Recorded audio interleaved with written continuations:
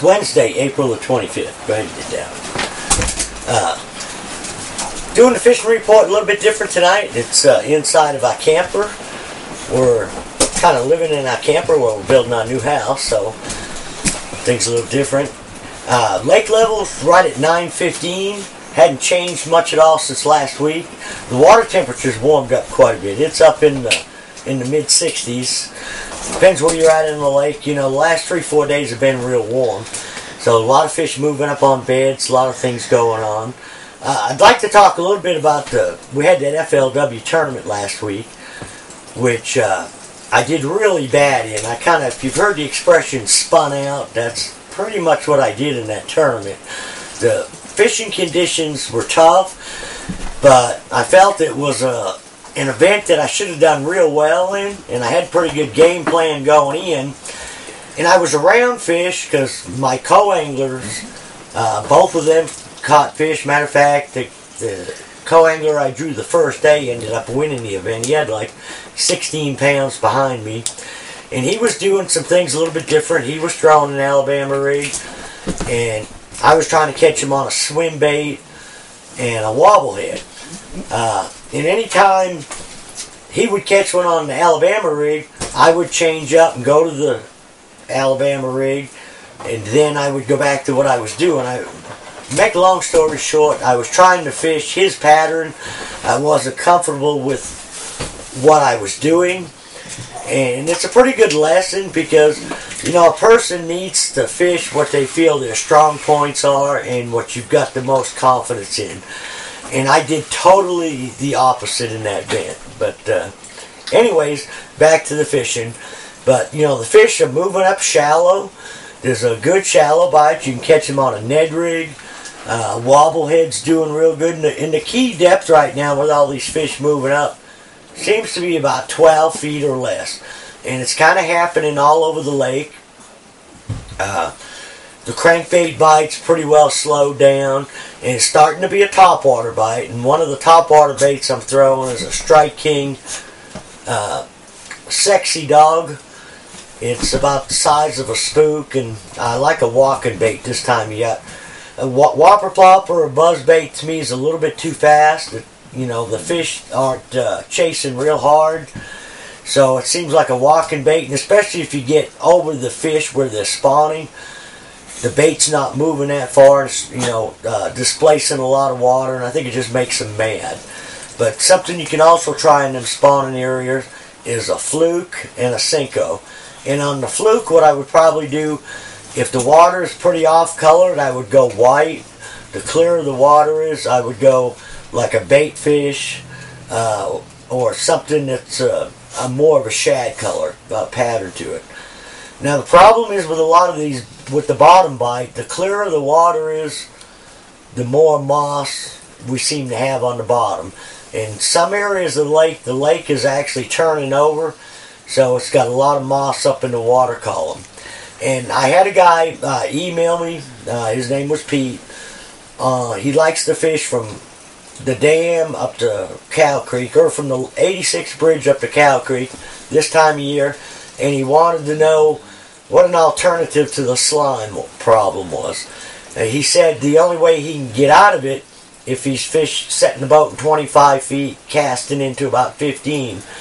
The problem is a lot of them fish right now are a lot shallower than that. Well, it's a couple different things you can do. What I've been doing, if the slime is real bad, I'll throw an 1/8 ounce or a 3/16 ounce, the little swim bait, or a 4 or 5 inch grub. And I'll try to keep it just off of the bottom. And the colors I would use right now, probably a salt and pepper or white, or like on if it's a Kitech or a Rage Swimmer, it would be like a chartreuse Sexy Shad will work good. But you want to try to keep the bait just off of the bottom to try to keep the slime and stuff off your bait. Another thing you can do is you can fish a drop shot rig. You know, a drop shot rig is not just for vertical presentation. Basically what you can do is whatever plastic bait you're using, whether it be a Zoom finesse worm, a speed craw, or like a rage craw, You can use a little bit bigger hook, just like if you was fishing a French fry or a centipede. Use a 1/0 or 2/0 hook. Your weight's on the bottom, so the weight's going to get all the slime on it, and you set yourself up about 18 inches above with your hook, and that'll keep your bait from getting all slimed up. Now, you still will get the moss on the bottom on the weight, but at least the bait stays clean. I think once them baits get all that moss on it, I don't think the fish hardly bite it. So that's one thing you can do, is fish that drop shot rig in the shallower water, or the grub, try to keep it up off the bottom a little bit. Another thing is the Senko or the fluke in them same areas, will produce fish. And, there's still fish out on the main lake, coming in out in that pre-spawn area. And there's going to be fish out there for another 2 months, because not all the fish are coming in to spawn right now. There's going to be fish coming in for the next 2-3 weeks, and some of them have already got through spawning, and they'll be going out to the same main lake secondary points. Pretty much close where there's deep water close, and the fish are going to go out over the deep water, but they're not going to go deep. And this is a really good time to start throwing a little bit bigger swim baits. If you get the right conditions, a top water bait, like I said, a spook, walking type bait, or even a jointed redfin will work. And normally it'll work, the clearer the water, the better. But it's a good time to throw a 3.8 swim bait. Try to figure out how deep the fish are, drop the bait down to that depth, and just swim it in real slow, just like you slow roll on a spinnerbait. Now the wobblehead's been doing real good too, like the pig stickers got what we call the pig rig. Gene LaRue makes the Biffle hardhead, and I'm throwing either 3/8 or 1/2 ounce, and the baits that seem to be working the best for me is either like a Strike King rodent or a structure bug, or Reaction Renovations sweet beaver, or even a speed crop. And you'll find a lot of times this year, instead of fishing it like a jig, try to keep the bait moving, and that'll also help you from getting a lot of slime on it. Like I said, some areas of the lake don't have the slime real bad. You might fish the one side of a cove going in and have a lot of it there, jump over to the other side and there won't hardly be any. So you just got to kind of mess with it. Like I say, with the lake turning over right now, the areas that's turning over, that moss is broke loose, and it's not near the problem. And usually once that water gets up into the 70s, most all that breaks loose and starts floating around. So, we should be just a couple weeks away from that happening. Another thing you want to keep an eye on, when that water temperature starts to hit 70 degrees, we're going to start having a shad spawn.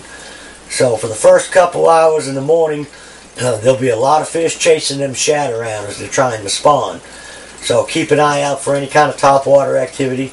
This time of year, I like to have a topwater bait on the deck at all times, just in case I see something surfacing.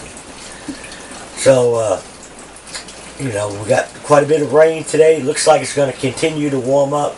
So I think we're going to get into a normal spring fishing now. We're about 2 weeks behind.